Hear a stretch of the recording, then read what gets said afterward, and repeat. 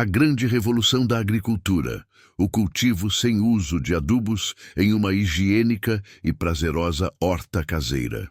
No primeiro número da nossa revista Shiju Tengoku, publiquei um artigo voltado para os agricultores em que detalhei o cultivo agrícola sem adubos. Desta vez, explicarei principalmente as hortas caseiras. Na referida revista e no nosso jornal, divulguei os excelentes resultados obtidos pelos agricultores por meio do cultivo sem adubos.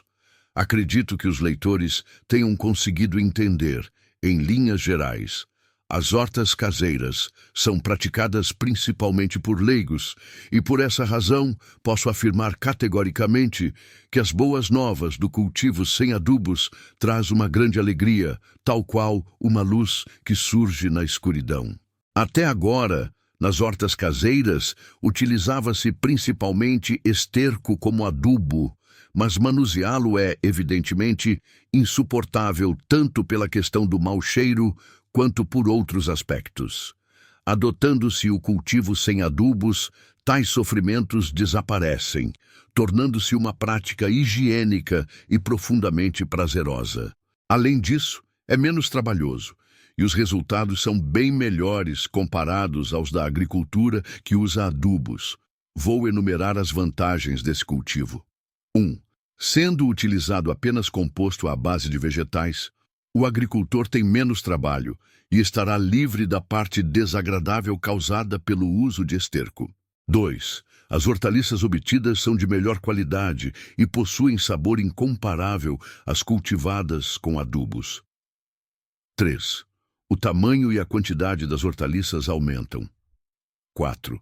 O aparecimento de pragas reduz-se a uma pequena fração quando equiparado ao cultivo com adubos, dispensando-se, evidentemente, o uso de agrotóxico. 5. A preocupação com a transmissão de parasitas, principalmente de lombrigas, torna-se desnecessária. Muitas outras vantagens poderiam ser citadas, mas relacionei apenas as principais. Uma vez que os espaços nas hortas caseiras são pequenos, normalmente não se plantam arroz nem trigo, e sim hortaliças. Por essa razão, vou explicar as experiências de cultivo que tive com algumas delas. As batatas inglesas são bem brancas, de consistência cremosa e de aroma agradável, que chegam a estimular fortemente o paladar. O tamanho e a produção reduzidos apontados pelos praticantes leigos se devem aos adubos anteriormente utilizados no cultivo destas. Sem sua aplicação, o tamanho e a quantidade serão maiores. As plantas de milho são mais altas, os caules mais grossos e as folhas bem mais verdes do que o comum. As espigas são mais grossas e compridas, com os grãos bem adensados e alinhados, macios e doces. As pessoas ficam admiradas com seu sabor inigualável.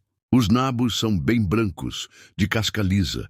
Seu comprimento e grossura apresentam-se maiores e são mais macios e saborosos que os comuns.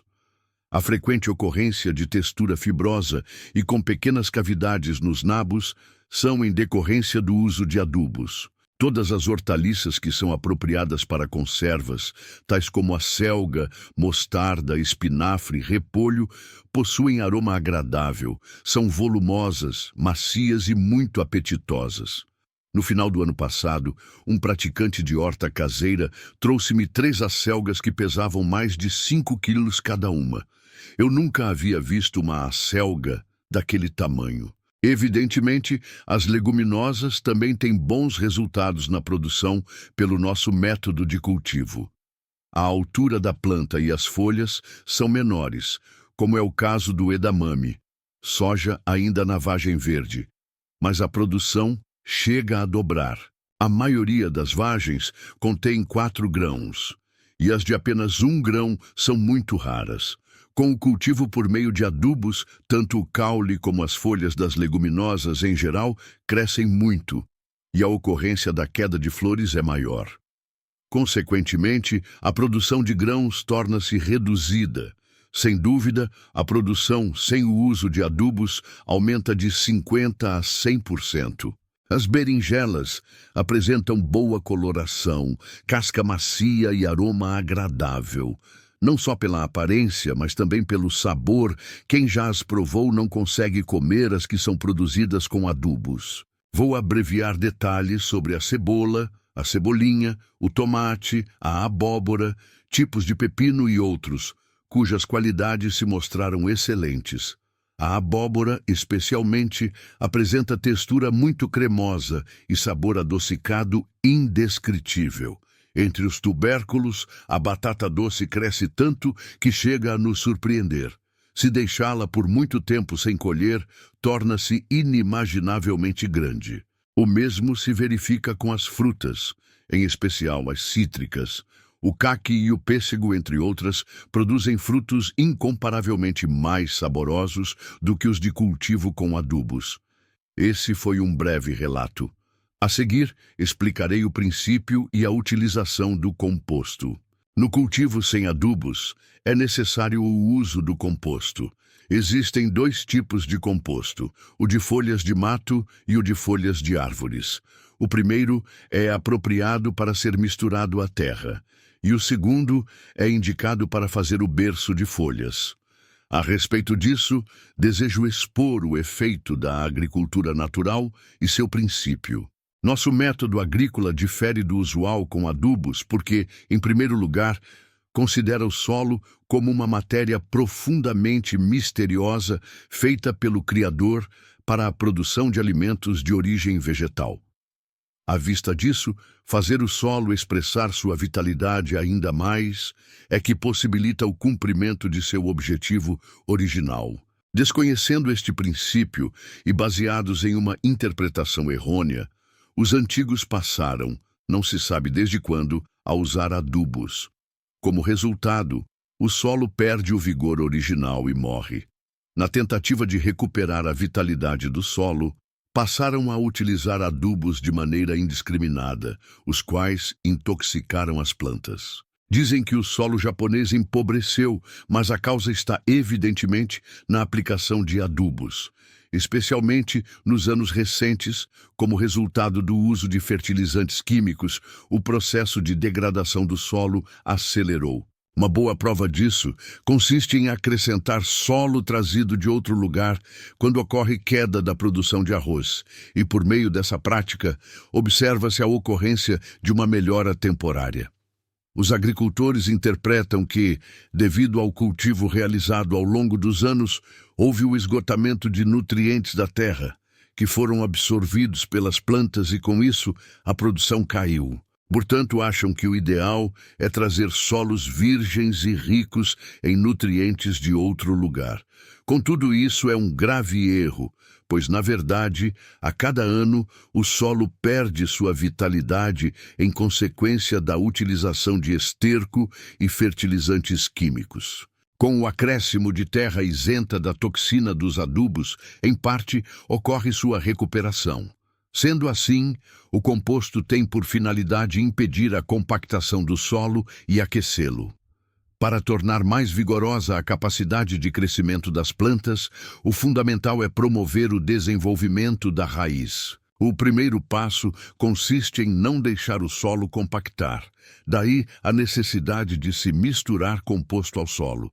Para promover o crescimento dos pelos radiculares das plantas, deve-se utilizar o composto à base de mato, pois suas fibras são macias e não atrapalham o crescimento destes. As fibras das folhas de árvores, no entanto, são mais duras e, por esse motivo, não convém misturá-las ao solo.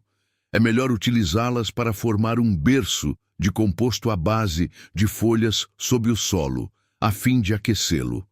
O ideal seria preparar uma camada de uns 30 centímetros de solo, misturado ao composto à base de mato, e abaixo dela, um leito da mesma espessura, usando apenas composto à base de folhas de árvores. No cultivo de leguminosas e de hortaliças em geral, o processo descrito é conveniente, mas em se tratando de nabo, cenoura, bardana e similares, em que se visa o crescimento das raízes, devem-se dimensionar as camadas de maneira adequada.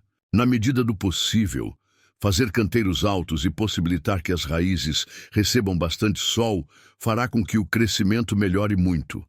Em se tratando, por exemplo, de batata doce, os canteiros altos devem ter mais ou menos 60 centímetros de altura, dispondo-se as mudas em uma distância de 30 centímetros uma da outra.